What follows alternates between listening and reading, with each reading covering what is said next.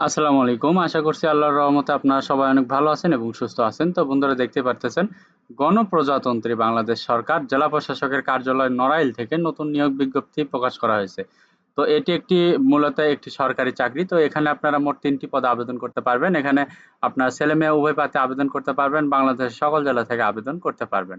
এখানে আপনারা ডাক ও যোগাযোগের মাধ্যমে আপনারা আবেদন করতে পারবেন। তো এখানে আবেদন করতে কত টাকা খরচ পড়বে, আবেদনের সময়সীমা, কিভাবে আবেদন করবেন, আবেদন করতে কি কি কাগজপত্র লাগবে সবকিছু আজকের এই ভিডিওতে থাকবে। আশা করব ভিডিওটি আপনারা প্রথম থেকে শেষ পর্যন্ত ধৈর্য সহকারে দেখতে থাকবেন, তাহলে ভিডিওর সকল টপিক আপনি সুন্দরভাবে বুঝতে পারবেন। তো ভিডিও শুরু করার আগে ছোট্ট একটি অনুরোধ, আমার YouTube channel unlimited job InfoBD চ্যানেলটি অবশ্যই আপনারা সাবস্ক্রাইব করে রাখবেন এরকম নিত্য নতুন নিয়োগ বিজ্ঞপ্তি পেতে। তো বন্ধুরা চলুন আজকের এই ভিডিওটি শুরু করা যাক।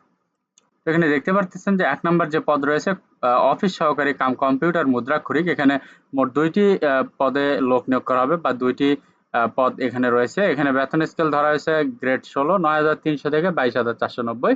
তো এখানে শিক্ষাগত যোগ্যতা চেয়েছে কোনো শিক্ষিত শিক্ষা বোর্ড হতে উচ্চ মাধ্যমিক সার্টিফিকেট বা সমমানের পরীক্ষা উত্তীর্ণ হতে হবে, কম্পিউটার চালনায় অভিজ্ঞ হতে হবে এবং কম্পিউটার মুদ্রাক্ষরে সর্বনিম্ন গতি প্রতি মিনিটে বাংলায় ২০ শব্দ এবং ইংরেজিতে ২০ শব্দের গতি থাকতে হবে। তারপর ২ নম্বর আছে ক্রেডিট চেকিং কাম সায়রাত সহকারী, এখানে ২ জন লোক নিয়োগ করা হবে।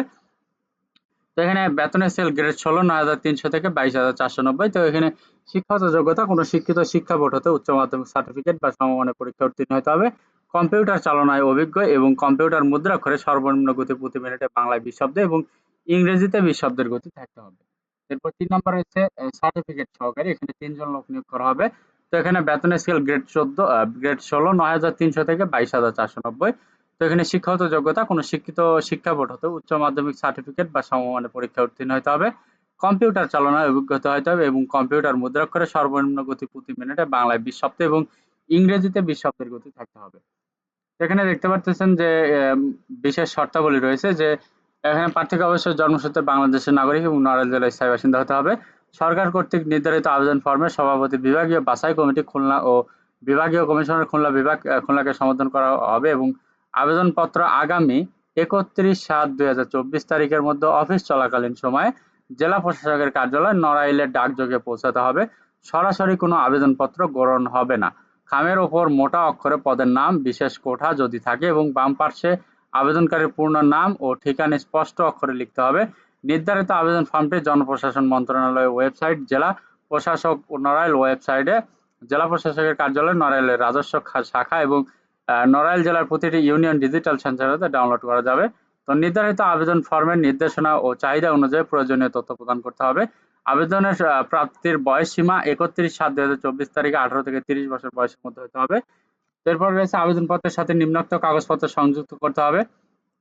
যেখানে রয়েছে ক নম্বর প্রথম শ্রেণীর গেজেটেড কর্মকর্তা কর্তৃক সত্যায়িত সদ্য তোলা ৩ কপি পাসপোর্ট সাইজের রঙিন ছবি, সত্যায়নকারী কর্মকর্তার নাম ও পদবিযুক্ত স্পষ্ট সিল থাকতে হবে। জাতীয় পরিচয়পত্র, জন্ম নিবন্ধন সনদের সত্যায়িত কপি, প্রথম শ্রেণীর গেজেটেড কর্মকর্তা কর্তৃক নাম ও পদবিযুক্ত সিল দ্বারা সত্যায়িত সংশ্লিষ্ট ইউনিয়ন পরিষদ চেয়ারম্যান, পৌরসভার মেয়র কর্তৃক প্রদত্ত নাগরিকত্ব সনদপত্র, শিক্ষাগত যোগ্যতা সকল অভিজ্ঞতা সনদপত্র ফটোকপি, প্রথম শ্রেণীর গেজেটেড কর্মকর্তা কর্তৃক নাম ও পদবিযুক্ত সিল দ্বারা সত্যায়িত থাকতে হবে। প্রথম শ্রেণীর গেজেটেড কর্মকর্তা কর্তৃক প্রদত্ত নাম ও পদবিযুক্ত সিল সম্বলিত চারিত্রিক সনদপত্র।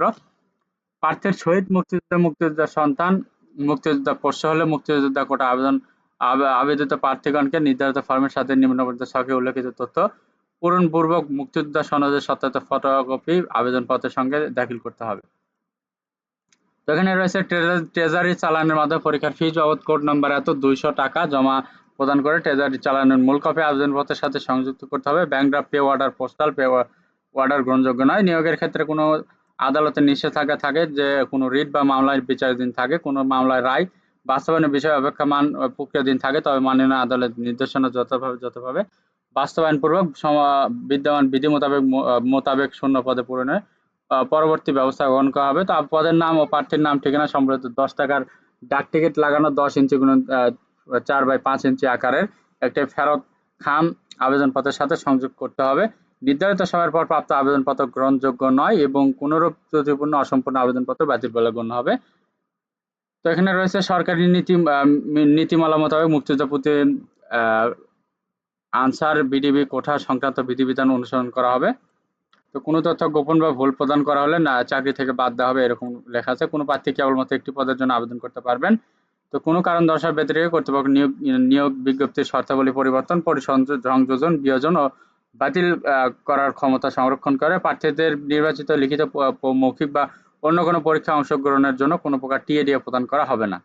তো বন্ধুরা, এই ছিল আজকের নিয়োগ বিজ্ঞপ্তি। তো আপনারা এখানে শুধুমাত্র নড়াইল জেলার যারা স্থায়ী বাসিন্দা আছেন শুধুমাত্র তারা এখানে আবেদন করতে পারবেন। তো এখানে শিক্ষাগত যোগ্যতা মিলে অবশ্যই আপনারা এখানে আবেদন করবেন। তো এই ছিল আজকের নিয়োগ বিজ্ঞপ্তি। যদি ভিডিওটি ভালো লাগে অবশ্যই লাইক, কমেন্ট এবং শেয়ার করবেন। পাশাপাশি আমার YouTube channel unlimited job InfoBD চ্যানেলটি অবশ্যই আপনারা সাবস্ক্রাইব করে রাখবেন এরকম নিত্য নতুন নিয়োগ বিজ্ঞপ্তি পেতে। তো বন্ধুরা, সবার জন্য অনেক অনেক শুভকামনা। সবাই ভালো থাকবেন, সুস্থ থাকবেন। আল্লাহ হাফেজ। দেখা হচ্ছে নতুন কোনো ভিডিওতে।